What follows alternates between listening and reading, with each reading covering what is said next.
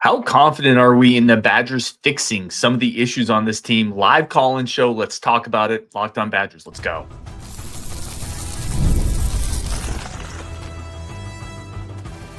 You are Locked On Badgers, your daily podcast on the Wisconsin Badgers. Part of the Locked On Podcast Network, your team every day. What is going on, Badger fans? Welcome to Locked On Badgers, your team every single day, part of the Locked On Podcast Network. Thank you for being here. Thank you for being an everydayer. Thank you for making this one of your first listens. Today's episode brought to you by Gametime. Download the Gametime app, create an account, use code LOCKEDONCollege, and you're going to get $20 off your first purchase. Today's episode's your episode. It's people calling in, whatever you want to talk about. I have a couple of agenda items if we don't get a bunch of people to talk or to call in that I'm excited about. How confident are we in fixing maybe the run offense and some of the other issues? But if you guys want to dial in, live call-in show, the link is on Twitter. It's also in the chat. Just you don't even need the camera on for this one. If you want to just dial in on audio, you can do that too. Let's get our guy on, Robert Sorensen. Hey. Mr. Rob, what's up, brother?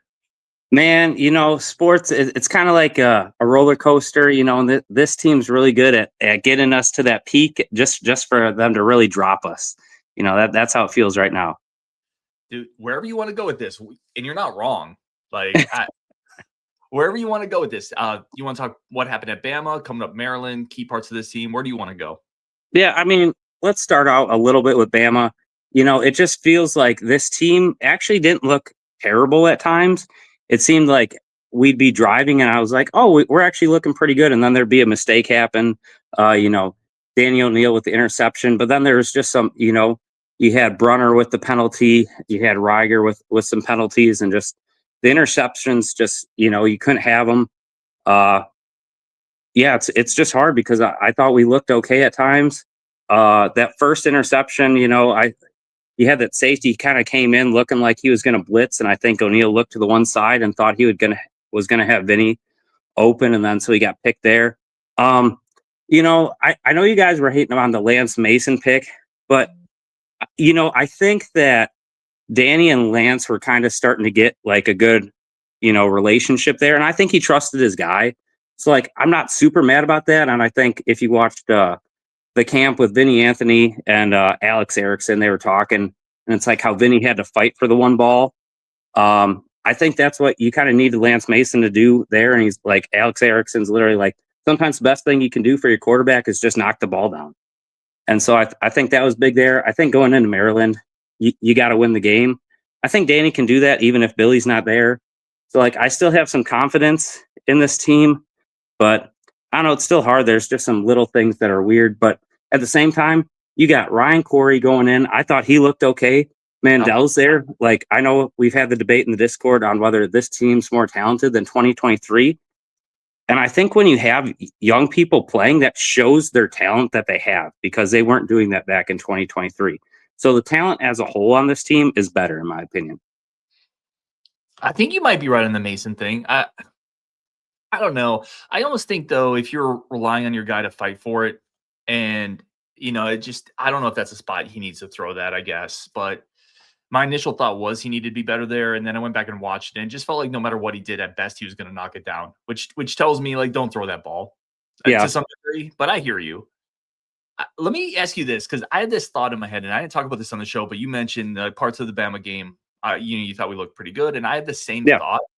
But I also thought it kind of felt like we were really having to search and find the little bits where he looked good. It's almost like, when a child first starts riding a bike and they ride it for 2 seconds, you're like, oh, good job. That looked really great. Yeah. And I'm not trying to be overly, but it just, outside of that very first fourth down stop, which, by the way, they had somebody go deep, I had a hard time looking on the rewatch and really feeling good about much of anything outside of Vinny Anthony. And that could be me being too negative. Am I being too critical there? I think a little bit. I just think that it's like, if you get a touchdown on that first drive, things just automatically look better. And I mean, I thought even like if you would have ended the half 14-0, you would have even felt better then. But like, I don't know, their running back made a couple like big plays just to be able to keep moving, getting first downs. And I think they just kind of imposed their will right there before half. And I think that really hurts. But it's like, 14-7, it just sounds so much better.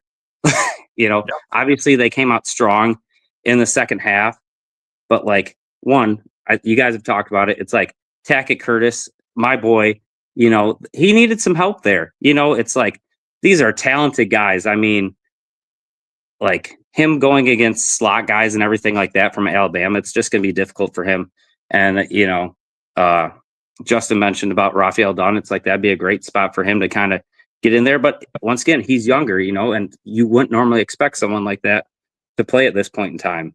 So it's like, but I think you got to work on some multiplicity kind of going forward, but you got to go with the guys that you have, and Tackett needed to figure it out, or they needed to help him somewhere, putting like Austin Brown down there somewhere. But I think he was kind of playing cleanup. So he had a lot of tackles. The interesting with Tackett, he had a really nice play on the end around later in the game where he completely blew it up. Like he sees things quickly. He just doesn't always get there quickly.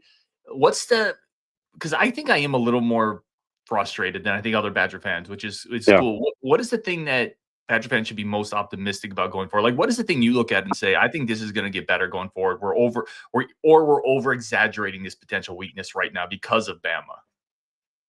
Well, I mean, I think the obvious one would be to say the defensive backs when you have so many talented NFL wide receivers. I think hopefully they can play better. But like I said, and I've said it before, it's like Haynes is kind of on the hot seat for me because, Lucas left, and you can say maybe it's just for more money, but sometimes if you have a good coach, you stay too. And just, some of the guys that transferred out like DeCluna, it's like, I'm not saying they would have been the best, but at least you have some more experience. But I definitely think they can play better. I think you can scheme stuff up, but you just got a lot of talent there. And I'm going to keep saying that the running backs are going to be better too. And as the offensive line gels, that can start playing a lot better. I think that's a good one, the running back one, because every time I should really flip my order of operations, because I'll do like a post-game grade show, and then I'll go back and I'll watch the All-22. I should probably flip those around. Yeah. But every time after the game, I come back saying, I think the running backs need to be a little better. And then I go watch the All-22, and there's not a lot for them to do. Yeah. The offensive line needs to get better. But to your point, I think the running backs can be better when the offensive line gels. And then Billy Edwards potentially gets back. The schedule gets lighter. Like, I get all that. What are you feeling for Maryland this weekend? Like, this is a game we got to win, right? Same page there? Oh, yeah. Yep. You got to win it. I mean, they got a freshman quarterback. It's like, you should be able to beat him. He's still newer. It's like our defense has got to be good. This is a game where Trestle's got to be on it. I like the Prince of Darkness, Ryan Eilers, with his positivity that the Badgers will win and cover on Saturday. Appreciate that, my boy. And so that's what I'm hoping. I think they should be able to cover. I mean, you got to make a statement. It's kind of like after Alabama lost to, Florida State, they've been on a mission, and, we were in their way after that game. So it was kind of one of those things where, you kind of hope they beat Florida State and they were cruising that to start the season. But I don't think they wanted to make any mistakes. And the jet sweeps and stuff that they weren't ready for against Florida State, they were ready against us. So that's a good point too. Going back and rewatching, some of their defenders make plays that athletically other teams on our schedules will not make. They have guys coming from 17, 20 yards opposite side of the field, angling across the field and blowing our guys up. They're a different level athletically. That's where we got to get if this program wants to be what it wants to be, but we're not there yet. Last question here, man. Anything else that we don't talk about? I'm going to put it back in your court. Anything else that we don't talk about enough on this show? We don't acknowledge enough? What are we missing on this football team? I think this team, though, it's more athletic than the 2015 team. I mean, he had Leon Jacobs and stuff like that. But like I said, it's like we didn't have one of our players end up on the Alabama huddle. Loved Michael Caputo, but it's like they had Derrick Henry, and it's like, I remember watching that game in 2015 and saying we didn't have the athletes at that point in time. And I guess we still don't. But I think, in all honesty, that as far as athlete-wise, we're getting a little closer. Like, you look at a guy like Vinny Anthony take that kick return. That's not happening in 2015, in my opinion. Yeah, so Vinny's a dude. They got to get him the ball more, man. I made that a point on an earlier show. They have to find ways to get him the ball. Rob, man, always a pleasure. Landon, you're up next. Hey, man, nice mustache too. Gotta shout that out. I'm getting hate everywhere for this. My wife hates no, compared to the scruff, it's like we've seen the scraggly beard before. It's like the mustache, it's looking clean. Okay. My wife despises it. So No, tell her it's okay. We're going to see how long it lasts. Dude, love you as always. Jumping on the show, man. Yep. Appreciate you, and we'll talk again soon. Love you, man. Better together. That's it. We got Landon coming up next. First, we have to take a quick break for our friends of the show. Come back and continue talking this football team. Again, this is your show. If you guys want to jump in, the link is in the chat. Go on and jump into the show. We'll have a banger today. Or if you just want to put thoughts and comments in the questions, you can do that as well. First, let's take a quick break for our friends of the show and come back talk more Badgers. Today's episode brought to you by our incredible friends over at PrizePicks. PrizePicks is the best spot for daily fantasy. If it's simple, first of all, like sometimes the fantasy sports that are out there, they're great, but they're really complex. They're intensive. They take a bunch of your time. We don't got time for that. We're doing other things in life. We're building Legos and forts and trying to build a boat, or maybe that was just me doing the boat thing. But we're doing other things in life, and sometimes fantasy is too much. That's where PrizePicks comes in. It's fast, it's simple, and it actually can pay off. You and I make decisions every day, but in PrizePicks, being right means cashing in. With football luck, PrizePicks is the simplest and fastest way to get in on the action. Just pick more or less on 2 to 6 players, their projections or stats, and you can turn your takes, which are already great, into real prizes all in less than 60 seconds. Again, I like the simplicity of it, how easy it is, and the quick payouts. Download the PrizePicks app today. Use code LOCKEDONCollege, and you're going to get $50 in lineups after you play your first $5 lineups. That's code LOCKEDONCollege for $50 in lineups after you play your first 5. PrizePicks, it's good to be right. Let's jump back into this. Landon on the show, friend of the show. What is up, my brother? What's going on, Ryan? Thanks for having me on. Always, super hyped. Yeah, where do you want to take this? Wherever you want to go with this. Okay, so my talking point is that the Badgers haven't beat a ranked opponent since 2021 against Iowa, homecoming. Graham Mertz was in his sophomore year slinging the rock for us, and Braylon Allen was a young pup. How concerning is that for Badger fans? I mean, we used to be a team that we saw a ranked opponent and we didn't bat our eyes very often. And now I feel like, whoa, we got a ranked opponent. Are we going to be able to win? I think that's kind of shifted here as we've gone along, especially in the Luke Fickell era. He's now 0-7 against ranked opponents. He had, I believe, 6 opportunities at the beginning of the year. He still has 5. Can he make the most of those opportunities and get a ranked win for the Badgers? It's a really good question, man. Can I tell you something I've been thinking about? I think Vince Beagle tweeted this out. Listen, Vince is a great Badger, obviously, and he said something along the lines of, Luke Fickell won't be judged on I'm paraphrasing here because I don't remember his exact quote. And I'm not saying his quote is wrong, and there's anything wrong with what he's saying, but he said, Fickell won't be judged on Alabama. He'll be judged on Maryland and Illinois and Iowa. And I saw someone else tweet something about, the season starts soon. And there's a part of me that just says, gosh, that feels so ridiculous. It feels so ridiculous to just be at the point in our program where these ranked out of conference opponents, we don't even think about it because we know we're not close to them. That's what me interpreting those tweets, that's what it feels like to me personally. And I could be on an island on that. I could be wrong.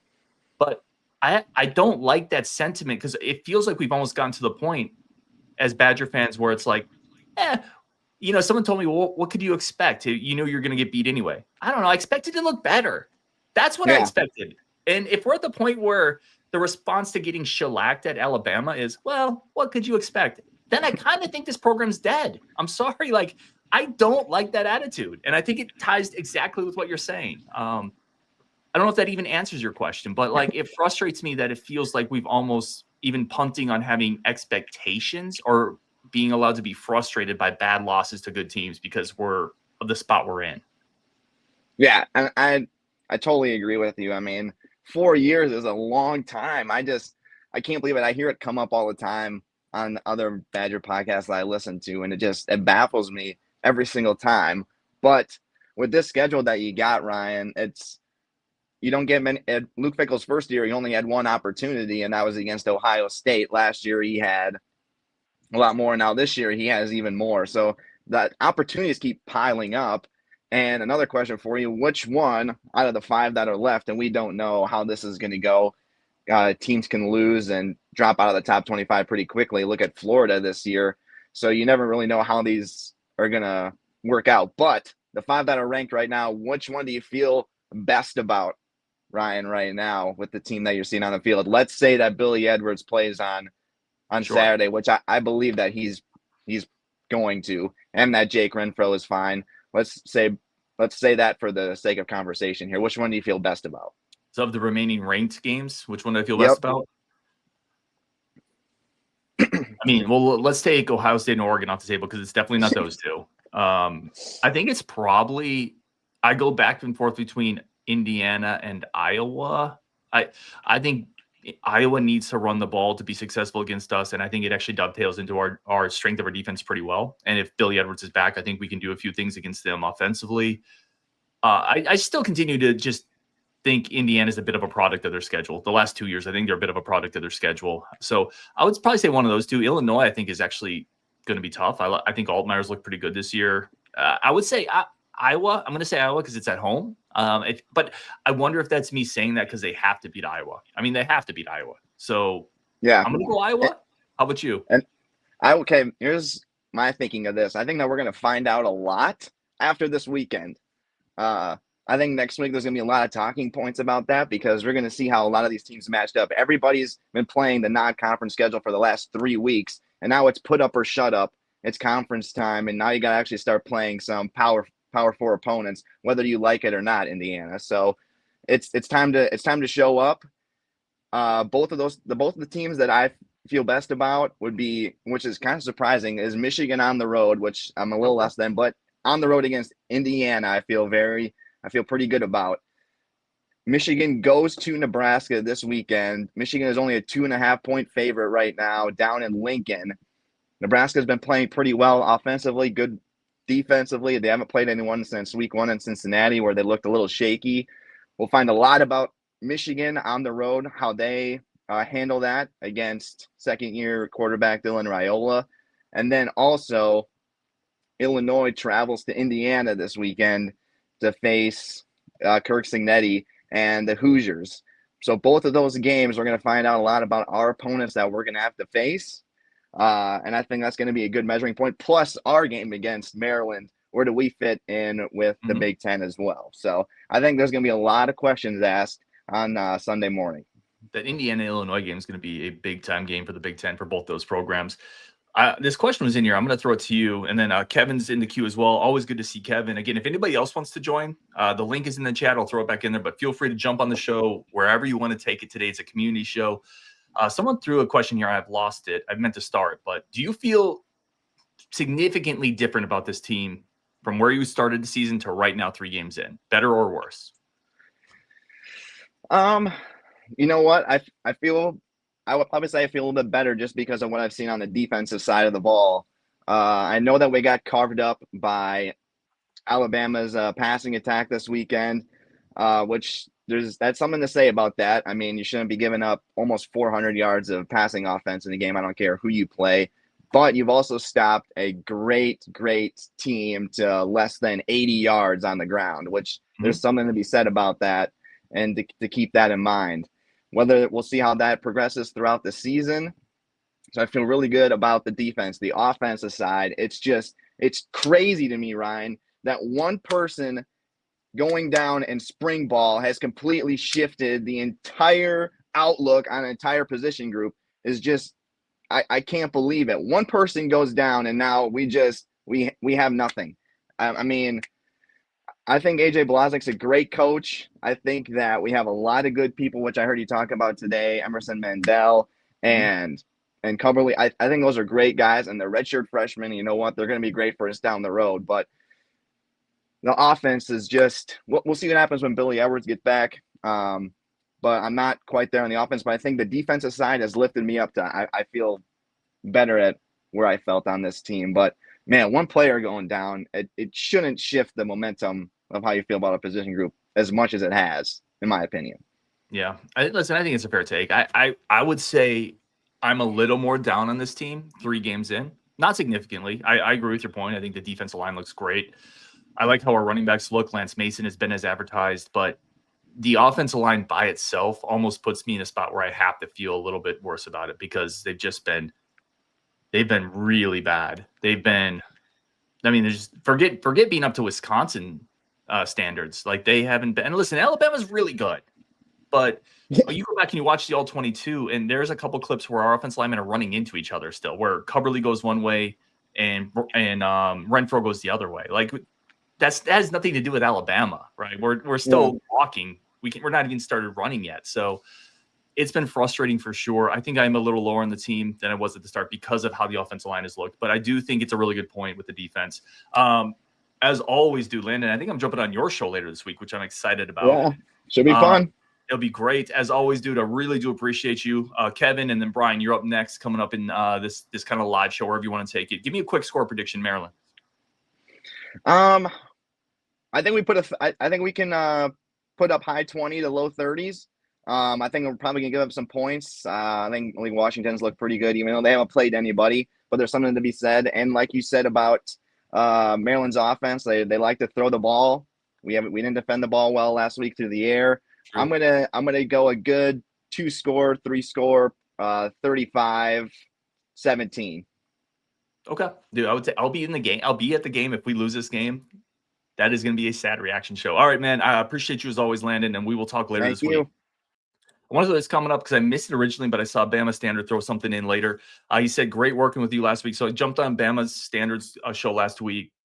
Incredible dudes. And I just say this, it's humbling to be able to work with people that are really talented all the time. He said, you guys face a lot of adversity starting a QB2 who's never played in a crowd that large, Renfro nowhere near 100%, makeshift offensive line, Badgers fought hard. Yeah, like, I wish I could have been in that environment. I had a lot of people tell me how much fun they had down there. So it's definitely awesome working with Bama Standard. Hopefully we have some type of basketball crossover. If our paths cross again, I would love to do that. But it is deflating to lose by that margin. All right, let's take a quick break. Come back. We got Kevin coming up. We got Brian coming up. Always do appreciate everybody in here as well. Let's take a quick break for our friends of the show, and then we'll get right back after it on Locked On Badgers. Today's episode brought to you by our incredible friends over at what was today's episode today? So I apologize for this. Over at Gametime. How can I forget Gametime? Gametime's absolutely incredible. If you need any type of tickets to anything you're doing in life, and let me tell you, let's do more things in life. I talk about this a lot. You only get so many rotations around the sun. And hopefully, God willing, you get as many as you can get. But let's do more in the time that we have. And let's use Gametime to get to those places. Whether it's going down to Bryant Denny or it's going to camp, the Kohl Center or Camp Randall or musicals, theater, whatever it is. Let's do more things together. We are going to do our Locked On meetup for the Iowa game. I would love to see tons of people there. We will, we'll obviously get great food, great beer. We'll watch the Badgers beat up on the Hawkeyes, and let's do that. Let's get those tickets on Gametime because let's do more things in life, and let's do it without the stress of buying tickets on other spots, right? Tickets are difficult to come by sometimes. Take the guesswork out of buying tickets with Gametime. Download the Gametime app, create an account, use code LOCKEDONCollege for $20 off your first purchase. Terms to apply. Again, that's promo code LOCKEDONCOLLEGE for $20 off. Swipe, tap, ticket, go. Download Gametime today. Let's jump back into this. Let's get the great Kevin on. What is up, my friend? It's great to see you. Nice to see you, Ryan. Nice to see you. So I was at that game, made it to halftime because of the heat and the sun was just brutal there. And I think I'm sort of down on the team, like you were in the post game. What concerns me is I don't feel like I'm seeing any progress from the team. Maybe a little bit with the defensive line, but no progress. We're in year 3 and no progress. And I think the first 2 years, I guess you get to throw him out of the window, but that was a bad coaching hire, and he's paying a big price for that. And my biggest concern is I'm starting to think that what made Fickell successful at Cincinnati was the recruiting. We know he can build a recruiting department. He now started to get athletes that would have been some of the best athletes in that conference. And so he had a good record. Now he comes to Wisconsin and he's got to recruit against the Ohio States and everything else. We're getting good players, but now they got to be coached up to really do well. And I don't see any progress, and I'm concerned. I think it's incredibly fair. I do want to throw this out there for everybody. Kevin is one of the best people I've met in my course being able to do this show. So I'm really thrilled that he's here on this show. But yeah, like to your point, part of what Barry Alvarez did and Paul Chryst did is they built a culture of tough kids. They coached them up. They had upperclassmen. They were physically mature. I don't see much progress either. And that's part of my frustration. You're 3 years in, and I don't think we looked 3 years better against Alabama than where we started. Well, exactly. What did Barry do? 1-10, 5-7, 5-7, and then it was the Rose Bowl team. And I don't see that. And it's really got me concerned. And I don't know what you look at now to say, okay, we're going to see it better next year. Next year we have an Indiana schedule. So what? So we win more games because of an easier schedule. If you want to compete at the top, you've got to get the talent in there and get it to play well. And I haven't seen it yet. I think the one thing that could help you next year is the offense line this year is taking its lumps. I think that could be pretty good next year, assuming these players continue developing. I don't know, but I say that and then I instantly feel like I'm reaching. I feel like last year I said something similar, right? And maybe I am just reaching at this point. The schedule does get easier, but you still play Notre Dame. You still play Pittsburgh. It's not an easy schedule by any stretch. If you're not significantly better, you're still not going to win more than 6 or 7 games. Exactly. And when we get Edwards back, if he's running for his life, he's not supposedly not as mobile as O'Neal.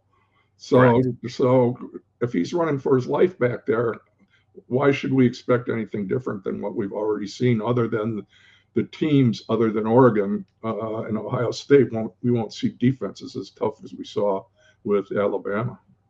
I will say with Edwards, and I agree with you. I think it's a good point. If you get him back and he's under pressure, and by the way, he's also a guy who's going to be a little limited. Like he has a lower body injury, so even more dangerous if you have a guy like that that's being forced to scramble and move around and be mobile. But he does have a better arm than Daniel O'Neal. He does have a little more size than Daniel O'Neal. So I think you can see the playbook open up a little bit more. I do think they brought the playbook in a little bit with Daniel O'Neal, maybe curtailed some of the deeper throws, and some of the deeper throws he hasn't hit. And I like Daniel O'Neal. I think he's got a ton of moxie. But I think that is where you could see Billy come in and give this team something a little extra, because they will be able to push the ball down the field a little bit more, I think.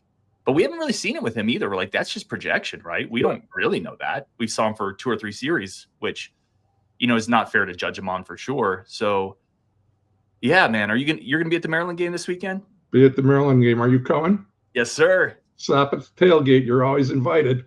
Dude, I know where you're at. I will absolutely. Thank you so much for stopping in, my friend. Really do appreciate you. Last one.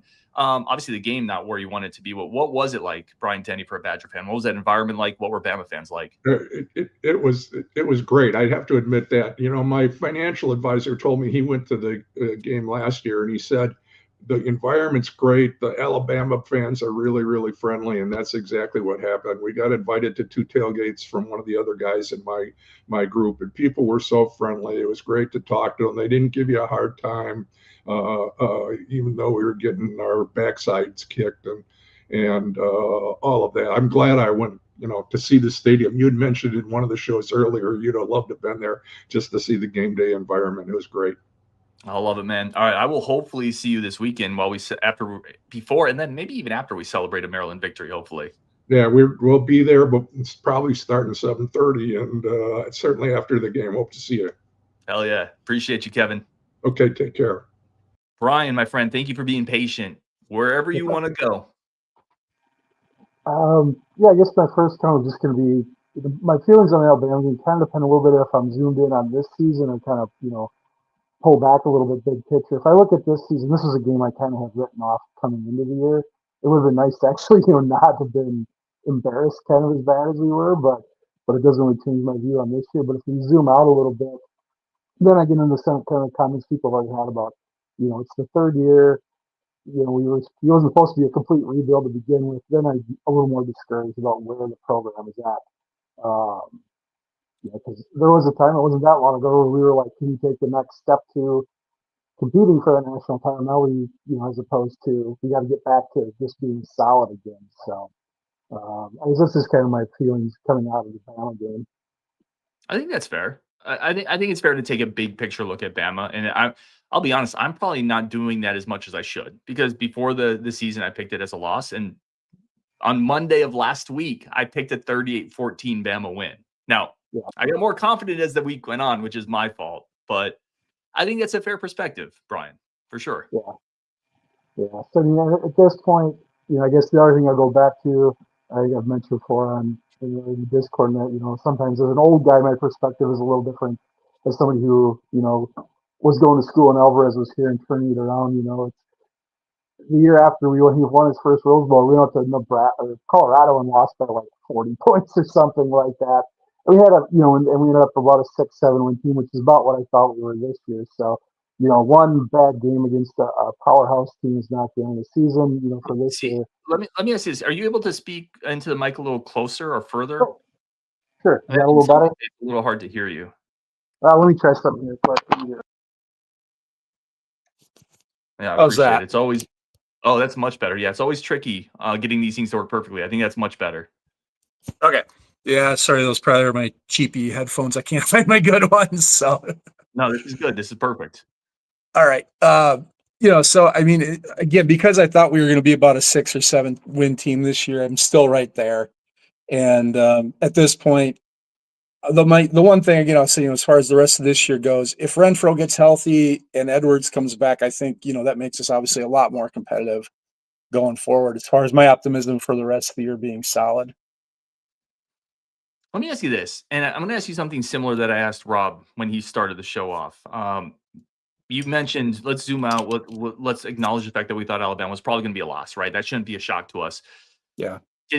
Were you shocked at how it looked? Not shocked, but is it frustrating to be in a spot where you just expect to lose that game and it wasn't that close? Oh, it definitely was. And I think the biggest thing is that they kind of seemed to tease a couple of times. We looked like the most frustrating was obviously there were a couple of times it looked like we maybe made a play where we could make them sweat a little bit, and then we'd have the big mistake. So I mean, it was definitely frustrating in the game to be watching it because at the very least you want to at least look good, and we just couldn't seem to put it together for more than a couple minutes at a time, and then we'd make the big mistake, and then the next thing boom, there, big play, and they're in the end zone again. Yep. I think that's kind of how I felt too. Like I wanted to have a post-game show and I wanted to talk to Alabama fans about how that was a really good game, and then it felt deflating. Yeah. Even though maybe it shouldn't have been. Maybe it shouldn't have been that surprising. Going forward, you mentioned the offensive line, you mentioned Edwards. What's the biggest thing you're excited to see going forward heading into Big Ten play?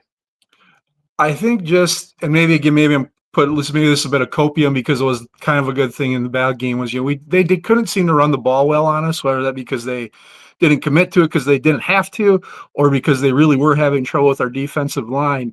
I really think I'm excited to see what if we can repeat that against other teams, and if we're not playing first round wide receivers, and the D-backs can look solid. Yeah, 2 of them, a couple of them, where the D-backs can at least look solid. I still think that a defense and because I always say, everybody likes watch your guys throw around, but I also do like when the defense is shutting people out and just dominating. And I think we against some of the maybe against like a Maryland, I think I'm not predicting it, but I think that is within the realm of possibility that this defense could step up and play angry and do something like that to Maryland. When did you become a fan, out of curiosity, if you don't mind? Like, when did you first start getting into Wisconsin football? Well, I guess my freshman year was 1990, which was Alvarez's first year. But my first game, I have some vague memories as a kid of like the McLean years when they, with Randy Wright and those guys, not very much because, of course, none of those games were on TV back in those days. There was, not every single game was on TV. But like I went to my first Badger game when I was in high school in '88. That was the Morton years. So if you want bad football, when I started, that was some bad football when Don Morton was there. When I first started getting into him, and then like I said, my freshman year lined up with Alvarez's first year. My senior year was the Rose Bowl year, so that was a lot of fun. And if I wasn't a fan coming out of that, then I definitely was. That's awesome, because I actually kind of wanted to ask you. You were there at the ground floor of the Barry Alvarez turnaround, and obviously we talked about it. It took a couple years to really get going. Are there any parallels you see with Luke Fickell maybe struggling out of the gate, trying to build something? Now, obviously, he took over at a different spot. Like, it's not a direct parallel, but he did have to maybe change some things. He tried to adjust some things. Is there anything you can look back at that time and say, maybe it takes a couple years? It took Barry a couple years as well. Again, starting at very different spots. I acknowledge that. I'm going to say kind of yes and no. The yes part of it is I think you can see, kind of trying to make some changes, and you can see some progress in, in like, the type of guys we're recruiting for the secondary or the kind of athletes he wants to bring in. You can see some of that. The no part of it is just the environment around has changed so much. When Barry was there, it was like, okay, here are all these sophomores playing. You knew they were going to be there the next 2 years. I don't know if that's true with them, for our sophomores in the portal era, and I don't know how many guys who are going to be starting 2 years from now, are half dozen of those of our guys who are going to be stars next year could be playing at MAC teams right now. And, or something like that, and we're going to poach them if they're decent, so that's kind of my yes and no answer to that. And like you said, I mean, the biggest thing there was, it was just nothing when Alvarez came in. So any progress just felt so nice. To be competitive, to think like, oh, we might compete for a bowl this year was such a huge step. Whereas with Fickle, that feels like a step back. Yeah, I think it's a very fair answer, and I'm not trying to compare the two, but I'm just curious of the perspective of somebody who's seen some different turnarounds and different coaching regimes. Yeah. Daltreat says at this point, just be in every game excluding Ohio State and Oregon, finish with a winning record. That feels like a good goal. Brian, man, dude, really appreciate you jumping on again. Always appreciate you. Thank you for your patience. Hopefully we talk after the Maryland game as well. Yeah, I'm going to be down there. That's the plan, at least. We'll see. As far as I know, I'm going to be around. I'm not sure what I'm doing. Still working out the details with the people I'm going with, how soon we're going to get down on that. But I'll be in the stadium for sure. Heck yeah, man. If you see me, come up and grab me. Because I'll be down there around with Curtis Holland and a few other guys as well. So Zach Bartz is going to be there. Justin's going to be there. So yeah, if you see us, grab us as well. Man, appreciate you, dude. Have a great time this weekend, and we will talk later. Thanks. All right, everybody, want to say thank you for jumping in Locked On Badgers live call-in show. Really do appreciate all of y'all. Hooger says, I'm here, but I can't jump on. I've got a work call. Quit work. I mean, simple. I'll give you 10 seconds to do it and jump on this call. I'm kidding. Always appreciate Hooger as well. Thank you, everybody, for jumping in. Eilers is here. Come up and grab you. Let him buy you a drink first. I ran into Eilers at the last game I was at, which was awesome. So always cool to be down in Camp Randall, obviously. On Wisconsin, we will definitely talk later. We got some awesome guests coming up this week. Got a really fun basketball guest that I think people are really going to enjoy. Coco's going to be coming on. We got Payne from 247 coming on. Some really, really good ones coming on. On Wisconsin, as always, appreciate the absolute heck out of every single one of you. Humbled to be able to do like this community and be a part of it. Because that's all, honest to God, like that's all I am. We're all just parts of this community at this point. And I can't tell you how much I appreciate you guys for that. On Wisconsin, let's talk tomorrow.